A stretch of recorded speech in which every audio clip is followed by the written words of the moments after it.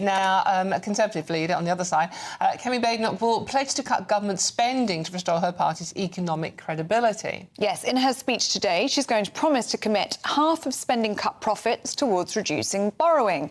And she's going to pledge to scrap debt-trapping art degrees.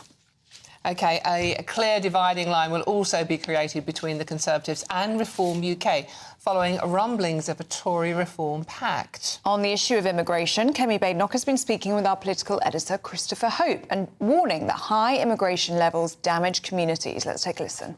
Small boats were not caused by Tory policies. They're small boats in France. They're in Italy. There is a problem with global mass migration. We tried lots of things to fix it. They didn't work. People saw that we ended up, the courts, stopping us from doing that. That's why we're leaving the ECHR, because we're tired of people using the courts to frustrate the democratic will. But you will remember that before small votes, it was channel migrants coming through the tunnel. We fixed that. We stopped that. So we can do it again. OK, now on the issue of immigration, Kemi Badenoch spoke with our political editor, Christopher Hope, warning high immigration damages the country. Let's have a listen. Today I've uncovered dozens of judges with links to Open Borders charities who take to social media to broadcast their Open Borders views, who spent their whole careers fighting to keep illegal migrants in this country. It's like finding out halfway through a football match that the ref is actually a season ticket holder for the other side. That was the Shadow Justice Secretary, Robert Jenrick, talking there about pro-migrant bias in the judiciary, he says. We're joined now by Conservative Party Chair Kevin Hollinrake. Kevin, good to see you today. How are you feeling? How do you think the conference is going? Good morning. It's gone very well, very optimistic, very upbeat. There's been great speeches, great new policies announced on controlling our borders, stronger borders, but crucially a stronger economy is a huge dividing line between ourselves and every other party in terms of controlling public spending, cutting taxes and balancing the books. So people are very enthused and excited by that. Well, that's good to hear, because we've been seeing reports, seeing photos online of half-empty conference halls and reports that the atmosphere has been really flat this year. And then, of course, we saw 20 Tory councillors yesterday, didn't we, defect to Reform. It feels as though these defections just keep on coming, like rats fleeing a sinking ship. Well, if you came and took some pictures of this conference hall this morning, you would see it fairly empty because it's very early in the morning. But every time I've been through the conference hall and in the events, on the main stage, the conference has been very well attended, and the atmosphere has been very upbeat. And the people I've spoken to are very enthused what they've heard this week. And it's clearly Kemi has taken her time to make sure we have properly thought out policies, properly costed plans. That's the right way to do things. The way to be popular is to do that kind of way rather than be populist, which is completely different, which is just grabbing for policies for headlines. We're very clear. Kemi's got the right approach. She's got the backbone to do the right things. Crucially, that's about the stronger economy and stronger borders. And we're setting out today these plans for a golden rule, which will reduce taxes, but crucially will reduce debt, which also adds to taxes because of the huge cost of borrowing. So I think of all the things we can be trusted on, and that I think are many, above all, we can be trusted on the economy, and that's what we're talking about today.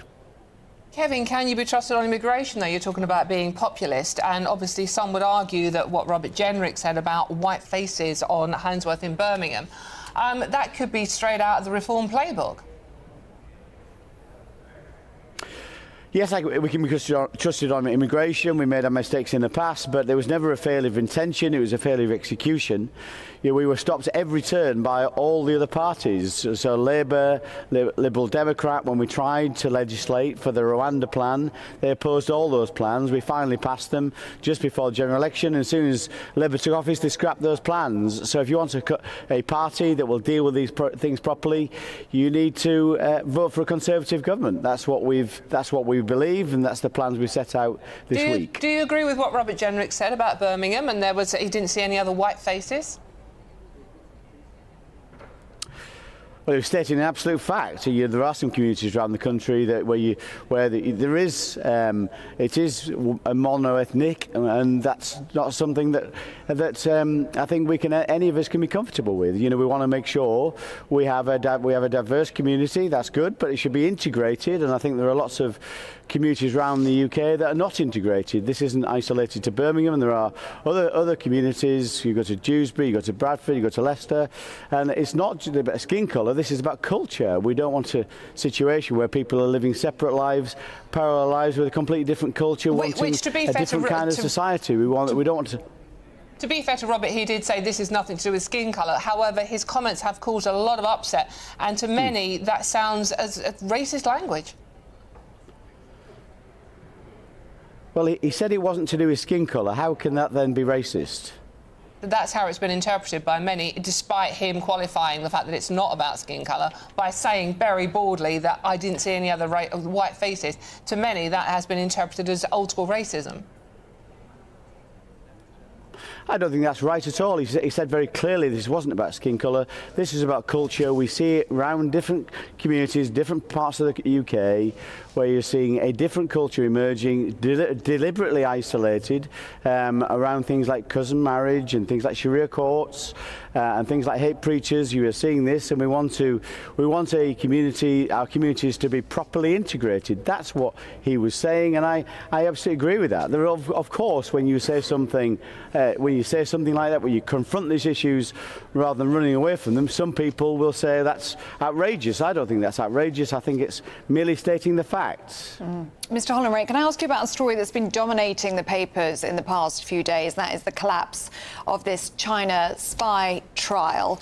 If people aren't familiar, this is a case against two men who were suspected of spying for China, and it collapsed after the government refused to declare China as an active threat. Well, the Director of Public Prosecutions has spoken out against this is Stephen Parkinson, saying that China has effectively been handed carte blanche to spy on Britain. Would you agree with those comments? Yes, I do. And the government failed to say that China is a threat to national security. I don't think anybody who's thinking about these things properly can say that China is not a threat to our national security, and that's whether it's these kind of spying that's going on in our country, but also if you look at what Labour has done in terms of the potential for this Chinese super embassy in the heart of London, where it won't reveal its plans and what it intends to do with this huge embassy, and I don't think anybody is comfortable with that apart from Keir Starmer. I mean, I think it's outrageous that we won't stand up to China, and that we seem to think the only way to grow our economy is to cosy up to them. I think that's the wrong thing to do, and the government's been completely shown up again in terms of its inability to show any backbone when you're approaching these kind of issues such as a national security threat from China. Kevin, one very quick final question for you. Robert Jenrick has had big audiences, queues around the block to get into his speeches. Is he going to be the leader to take you into the next election, or will Kemi remain in place? We've got a great leader in Kemi Badenoch. She'll be the leader into the next election. One thing that we are completely distinct from any other party, we have an excellent team. Rob's an excellent member of that team. If you look at all the other parties, including Reform, of course, there's a complete one-man band. We've got a great team. That's what really builds success, and I'm delighted to be part of it. OK, Kevin Hollinrake, thank you very much for joining us this morning on the programme. Thank you very much. Thank you very much.